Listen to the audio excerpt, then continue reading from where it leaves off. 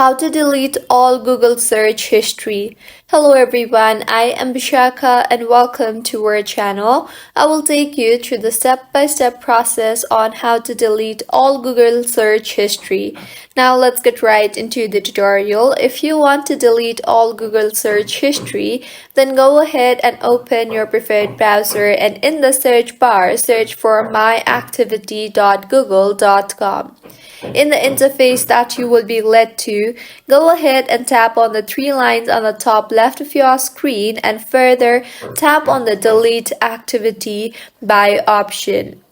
You will see various options from where you can delete your activity, so go ahead and tap on the best suited option for you. You can select from last hour, last day, always, and custom range. I will select last hour. In the pop-up that appears, tap on the select all checkbox in order to deselect all the checkboxes in here, and now scroll down and tap on the search checkbox and further tap on next. In the interface that you will then be led to, tap on the delete button, and with this only your Google search history will be deleted. So this is how you can delete all Google search history.